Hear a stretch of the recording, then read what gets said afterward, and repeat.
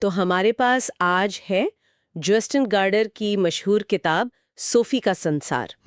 ये वो किताब है जो दर्शन शास्त्र जैसे, आप जानते हैं, काफी भारी भरकम विषय को एक 15 साल की लड़की सोफी की कहानी के जरिए सामने रखती है। हाँ, इसकी शुरुआत ही होती है 2 सवालों से भरे गुमनाम खतों से। तुम कौन हो और ये दुनिया कहाँ से आई? बिल्कुल, और यही मुझे लगता है इस किताब का असली जादू है। ये फिलॉसफी को ना क्लासरूम से निकालकर एक रहस्यमयी कहानी में बदल देती है। सोफी को ये जो खत मिलते हैं वो उसे, और सच कहूं तो हमें भी, हजारों सालों के दार्शनिक सफर पर ले जाते हैं। मतलब सुकरात से भी पहले के विचारकों से लेकर आधुनिक युग तक। अच्छा, ये एक तरह से फिलॉसफी का क्रैश कोर्स ही है, पर कहानी के रूप में। सही कहा। तो आज हमारी कोशिश यही रहेगी कि इस किताब के जरिए ये समझें कि भाई इंसान ने अपने होने को, अपने अस्तित्व को और इस ब्रह्मांड को समझने के लिए कैसे कैसे विचार रखे हैं। जी, प्राचीन यूनान के पहले विचारकों से लेकर आज हमारे सामने जो चुनौतियां हैं उन तक। तो चलिए इस सोच के सफर में थोड़ा और गहरा उतरते हैं। हाँ, और इस सफर की शुरुआत होती है कुछ बहुत ही बुनियादी सवालों से। ऐसे सवाल जो सोफी को फौरन हैरान कर देते हैं, सोचने पर मजबूर कर देते हैं। जैसे डेमोक्रेटस का विचार। सोचिए, लगभग 2500 साल पहले कोई ये कह रहा था कि हर चीज, चाहे वो पहाड़ हो, पौधे हों, हम इंसान हों, यहाँ तक कि हमारी आत्मा भी, वो बनी है बेहद छोटे अनगिनत अविभाज्य कणों से, जिन्हें उन्होंने एटम कहा, मतलब अणु। अविभाज्य कण, एटम, उस जमाने में। हाँ। और उनका मानना था कि ये हमेशा से थे, हमेशा रहेंगे, बस अलग अलग तरीकों से जुड़ते हैं और अलग होते रहते हैं। ये यथार्थ को समझने की एक शुरुआती और बहुत शक्तिशाली कोशिश थी। ये सोचना ही मतलब कितना क्रांतिकारी लगता है। बिना किसी माइक्रोस्कोप के, बिना आज के विज्ञान के, ये कल्पना करना कि दुनिया की बुनियाद में ऐसे कण हैं। बिल्कुल। क्या ये प्रकृति को बिना देवी देवताओं के सीधे सीधे समझने की पहली गंभीर कोशिशों में से एक थी? हाँ, कह सकते हैं। ये दुनिया को एक भौतिकवादी नजरिए से देखने की एक दमदार शुरुआत थी। लेकिन फिर कहानी आगे बढ़ती है और आते हैं प्लेटो। अच्छा, प्लेटो? हाँ, जो कहते हैं कि ये जो भौतिक दुनिया है ना, जिसे हम अपनी इंद्रियों से देखते हैं, छूते हैं, महसूस करते हैं, वो असली नहीं है। असली नहीं है? तो फिर क्या है? वो तो बस एक धुंधली सी परछाई है। असली दुनिया तो कहीं और है। विचारों की दुनिया, आदर्श रूपों की दुनिया। इसे ही वो प्रत्ययों का सिद्धांत कहते हैं। मतलब जैसे कोई कुर्सी है तो वो एक आदर्श कुर्सी के असली विचार की बस एक अधूरी नकल है। उनकी वो गुफा वाली कहानी, वो शायद इसी बात को समझाने का तरीका थी, है ना? एकदम सही कहा आपने।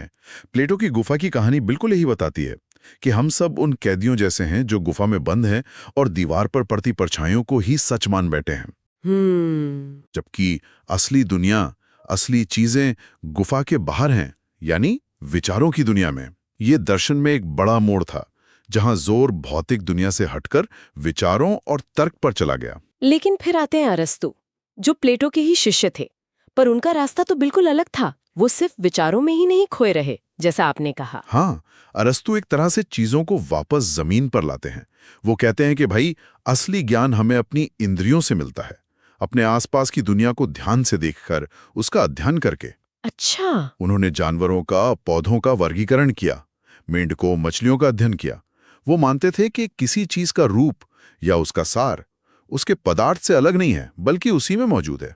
ओह, तो ये प्लेटो से बिल्कुल उल्टा हो गया। हाँ, बिल्कुल। तो यहाँ हमें 2 अलग-अलग रास्ते दिखने लगते हैं। एक प्लेटो का रास्ता, जो तर्क और अमूर्त विचारों पर जोर देता है, और दूसरा अरस्तु का, जो अनुभव और अवलोकन को, मतलब ऑब्जर्वेशन को, ज्यादा महत्व देता है। वो इसे आज के समय से कैसे जोड़ता है? क्या दर्शन के ये पुराने सवाल आज भी उतने ही जरूरी है? बिल्कुल बिल्कुल जरूरी हैं। किताब की नई भूमिका में एक बहुत दिलचस्प विचार सामने रखा गया है, पारस्परिकता का सिद्धांत। अंग्रेजी में कहें तो रेसिप्रोसिटी प्रिंसिपल। पारस्परिकता का सिद्धांत, ये क्या है? इसे वो पीढ़ियों के बीच लागू करने की बात करते हैं। मतलब इसका सार ये है कि हमें आने वाली पीढ़ियों के लिए वैसा ही सोचना और बर्ताव करना चाहिए जैसा हम चाहते कि गुजरी हुई पीढ़ियां हमारे लिए करती। अरे वाह, ये तो बहुत बहुत महत्वपूर्ण बात है, खासकर आज जब हम पर्यावरण संकट की बात करते हैं, जैव विविधता के नुकसान की बात करते हैं। हाँ, तो इसका मतलब ये हुआ कि हमें पृथ्वी और इसके जो संसाधन हैं, उनका इस्तेमाल ऐसे करना चाहिए कि आने वाली पीढ़ियां भी उनका लाभ उठा सकें, उनकी जरूरतें पूरी हो सकें। जी बिल्कुल।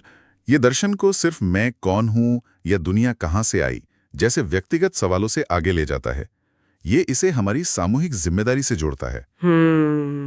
ये दिखाता है कि फिलॉसफी सिर्फ पुराने विचारों का अध्ययन भर नहीं है, बल्कि ये हमें आज कैसे जीना चाहिए इसके लिए भी एक दिशा दे सकती है। अब अस्तित्व के सवाल सिर्फ हमारे नहीं बल्कि पूरी पृथ्वी के अस्तित्व से जुड़ गए हैं। तो कुल मिलाकर देखें तो सोफी का संसार हमें यही दिखाती है कि दर्शन कोई म्यूजियम में रखी चीज नहीं है। ये तो हजारों सालों से चली आ रही एक जिंदा बातचीत है। हाँ, एक निरंतर संवाद। ये सफर डेमोक्रिटस के उन अदृश्य अणुओं की खोज से शुरू होता है और आज इस पृथ्वी को बचाने की हमारी जिम्मेदारी तक पहुंचता है। ये सोचने पर मजबूर करता है कि हम इस बड़ी कहानी का हिस्सा कैसे हैं और हमारी भूमिका क्या है। और इसी सोच को शायद थोड़ा और आगे बढ़ाने के लिए एक आखिरी सवाल हम छोड़ सकते हैं। किताब में एक तरफ हेगेल जैसे विचारक हैं जो एक विश्व आत्मा या कहें कि सामूहिक चेतना के विकास की बात करते हैं। हाँ। तो दूसरी तरफ किरकेगार्ड या सार्त्र जैसे अस्तित्ववादी हैं जो व्यक्ति की आजादी और उसकी व्यक्तिगत जिम्मेदारी पर बहुत जोर देते हैं। दो अलग नजरिए। बिल्कुल। तो आज जब हम जलवायु परिवर्तन या महामारी जैसी वैश्विक चुनौतियों का सामना कर रहे हैं, तो असली बदलाव की उम्मीद हमें कहाँ रखनी चाहिए? हमारी सामूहिक सोच और कार्रवाई में, या फिर हर एक व्यक्ति के अपने चुनाव और उसकी निजी जिम्मेदारी में? ये बड़ा सवाल है। हाँ, और शायद इसका जवाब इन दोनों के बीच कहीं छिपा है, या शायद दोनों ही अपनी अपनी जगह जरूरी हैं। इस पर सोचने के लिए काफी कुछ है।